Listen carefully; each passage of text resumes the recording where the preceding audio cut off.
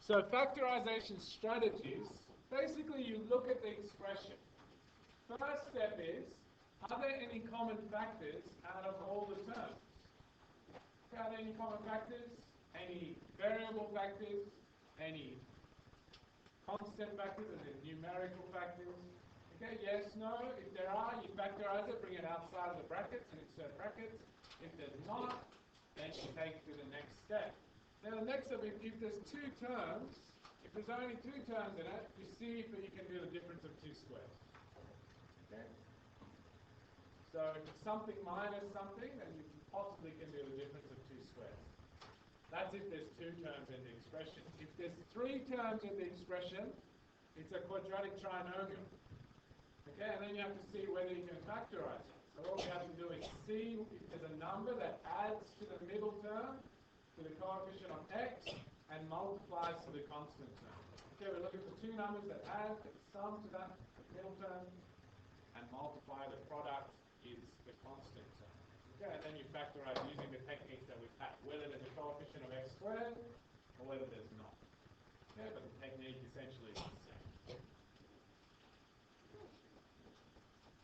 Now, if you have four terms, either you can simplify it by collecting like terms.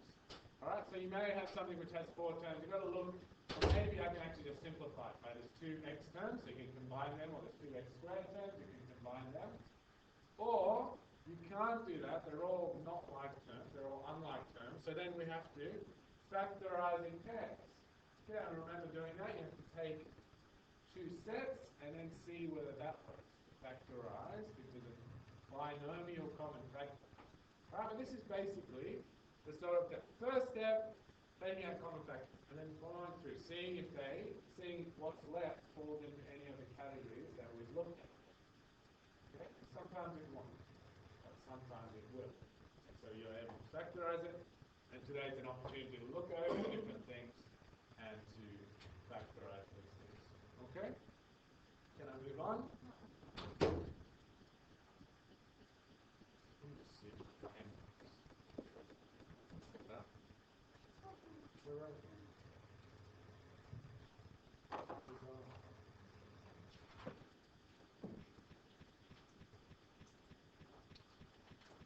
Okay. Now, the assessment for next week, highly suggest that you're very familiar with these four sort of these techniques that we've done of factorizing and various things like that. Okay? Well, yeah, I'm going to move on. I can come back to this. All right, I can just a couple of examples. Okay, 4x squared minus 100. That's our first one. 4x squared minus 100. So what's the first step we have to look at? Right. Yeah, common factors. Are there any common factors between these two terms? Yes. What is it? 4. So 4 is a common factor. Okay. So 4 is a common factor, so we can take that out. So that's a good start. So that is equal to 4. What goes in the brackets here?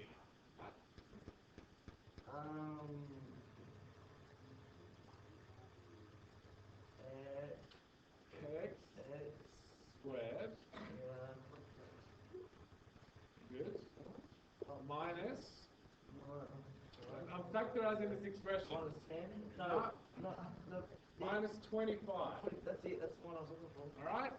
4 bracket x squared minus 25. What is this? X squared minus 25. What kind of thing is this? What do we call it? Difference of 2 squares. So Josh, how do we factorize this?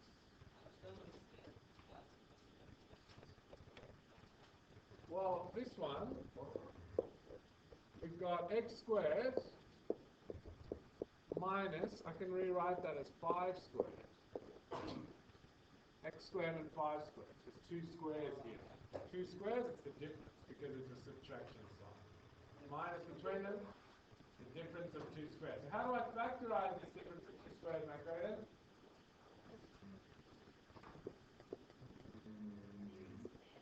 No, factorizing. Remember? How do we factorize the difference of 2 squares, Chantal? Leave it the same. No. Do x times x, take away minus.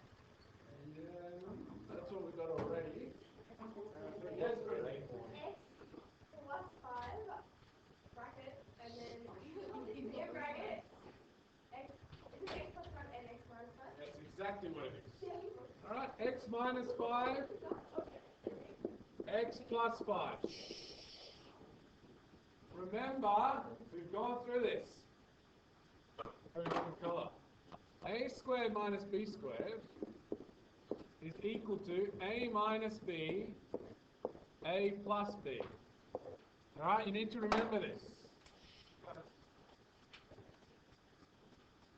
Alright, you've got to remember this technique. That's just the way it is. And we need to be familiar with what we're doing here. So you've got to recognize that this x squared minus 25 is x squared minus 5 squared, which fits into this category. A squared minus b squared equals a minus b, a plus b. The difference of two squares. If you're not sure about it, you've got to go back. Alright, you've got to go back and look over it and strengthen your recognition of these sort of expressions. Yes, ma'am. What is the test coming up? Monday. Monday. I didn't know that. Yeah, we'll give it a notification. Tuesday, Monday? Or you can get Monday or Tuesday? I was at touch week. Monday? What about Tuesday? You were here Tuesday, you came in later, I gave you. Maybe have another one. Alright. Next one, let's have a look. First thing, Lyndon, what's the first step?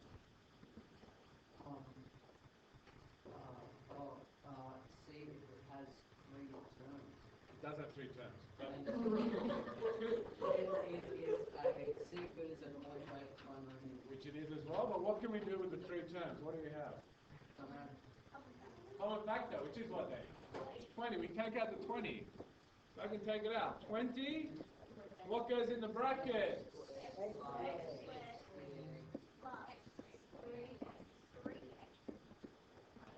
Minus 4.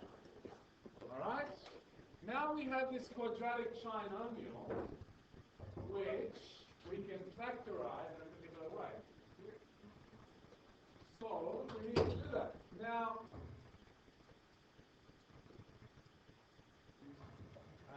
so we've got to factorize this in a particular way. What are we looking for? We're looking for 2 numbers. We're looking for 2 numbers that do what?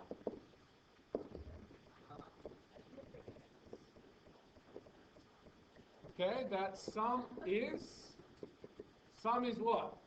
3. Yeah, so 3 of the 3x. And the product is minus 4. Good.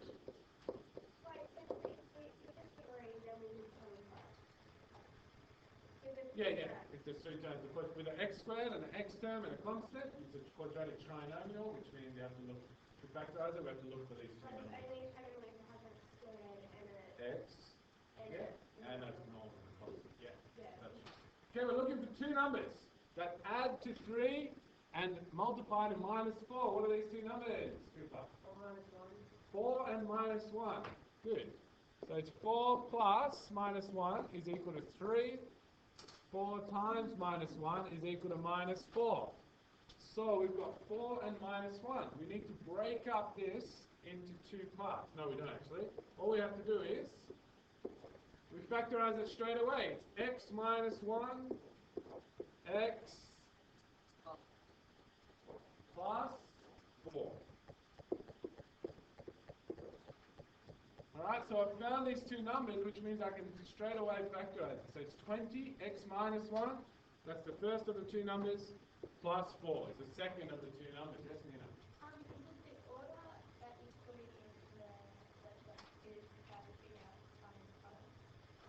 So as in you're working out the coefficient of x is the sum of the 2 numbers.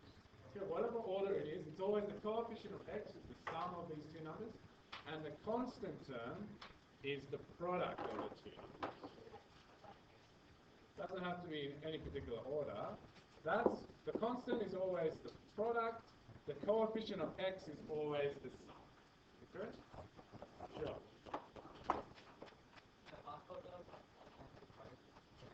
There is with the other two. If you have a coefficient of x squared, then you divide it up, and then you factorize in pairs. You can do it with this method as well, but you don't need to. When you don't have a coefficient of x squared. Yeah. Yeah? Okay? Matt? So is that a quadratic? It is. This is a quadratic trinomial. There's three terms. There's an x squared term, there's an x term, there's a constant term. Okay? So it's not a quadratic triangle because it's not Yeah, that's right. As in, it is a, like you can have a number before the x squared, you can have a coefficient or not, but as long as you have an x squared term, it's still a quadratic trinomial. So I don't understand how you went. You say that you've written like from the first bit to the second bit. That yeah, from there to there. So the two numbers are, I found that they're 4 and minus 1. So I can simply write x, the first one is minus 1, so x minus 1, x, the second one is plus 4, so it's x plus 4. If you expand this out, you get back to here. Alright? It's, I think that's a lesson on Monday that you can check that out. Yes, sure. Are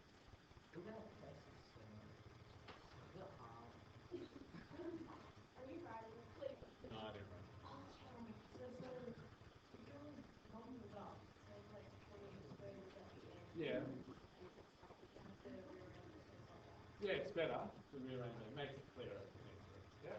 Okay, next example. Y squared plus y cubed minus 12y. Y squared plus y cubed minus 12y. Yes, ma'am. You wait till I finish this. What's the first step? Alexis. Take the common factors, which is what? Y is a common factor. Very good. So y is a common factor. So we got y. What goes in the brackets here? Y is the first one. Plus y squared minus 12.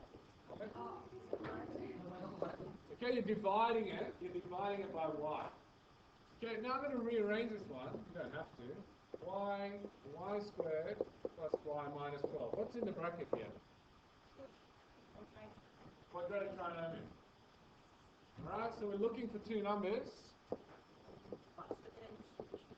Yeah, but that's okay. No, I mean, you can switch it around as much as you want, Sean. It's not cheating at all.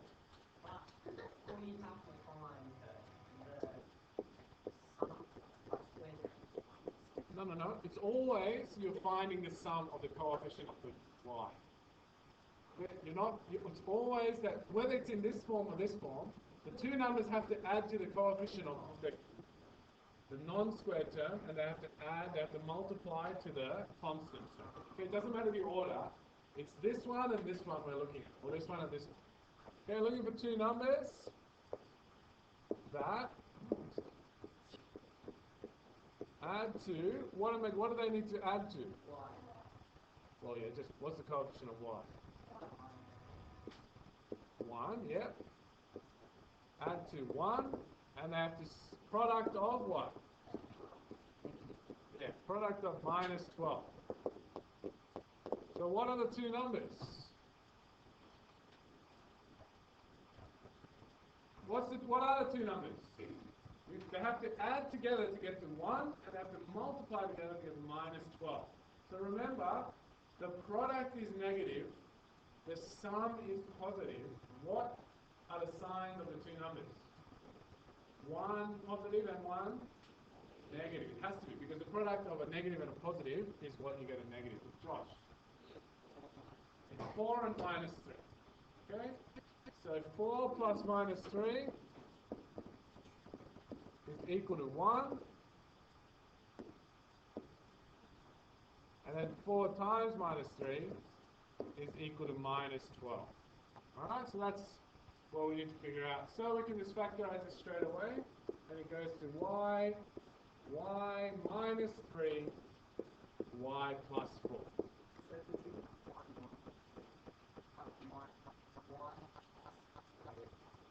Yep, the order does not matter. Order doesn't matter, simply factorizing it, and you have the two brackets multiplied together. You can have the other one first, whatever. Okay, now I'm just going to do this last one, and then I think the best is if you actually do all these questions and give it a go. Now, are there any common factors of all these besides 1? Well, A is not a factor of 1. So there's no common factors. Is this a quadratic trinomial? Yeah. No. It's not, because it's got a cube term. It's got a cubed, a squared, a and 1. Alright, so we can't use the quadratic trinomial technique to factorize it. What method do we have to use? No, we're not expanding. Simple. Yeah, we're factorizing in pairs. So what we're going to do is factorize the first two, then we're going to factorize the second two, and then see if we can take another step. Alright? So, factorize the first two. What's the common factor between these first two terms? Squared. Yeah. A squared. And so what goes in the brackets is a minus 1. Alright? Now, let's factorize this second pair. I'm going to take out a common factor of minus 1. I'm going to take out minus 1. Okay, but I don't need to write the 1. So what's minus a divided by minus 1? Minus a divided by minus 1 is a. Good. Well, yeah, what's positive 1 divided by negative? Negative 1. Okay? So what do we notice about this here?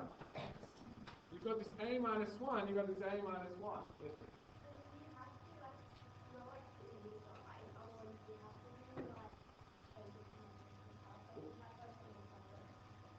Well, this is, no, it doesn't have to have anything in front of it, but you could just have a plus sign, a plus 1. But that would be minus a plus 1. Okay? So it's important to distinguish.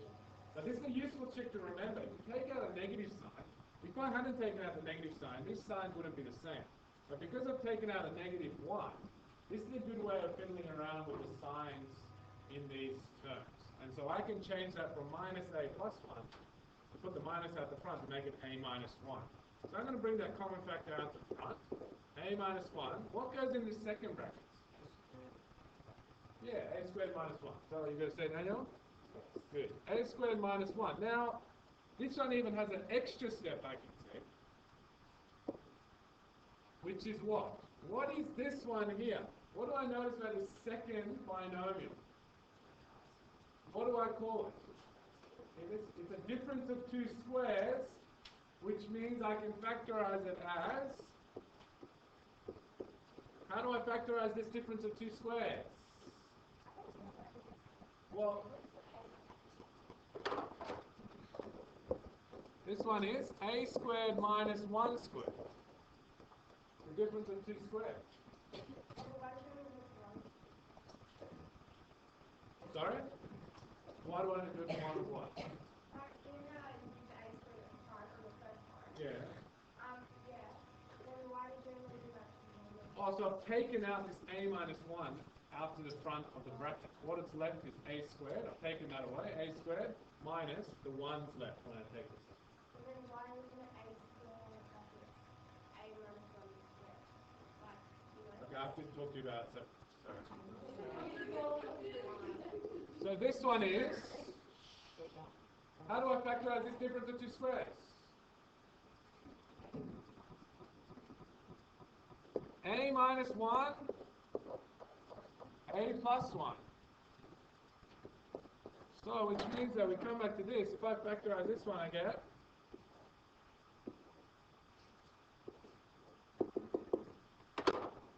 it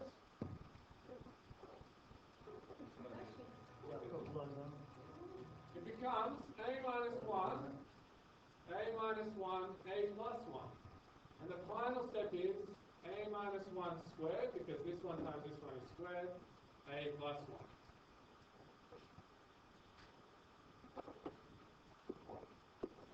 Now in terms of a plus 1, and then that is equal to a minus 1 squared, a plus 1. Now can I just make a comment here?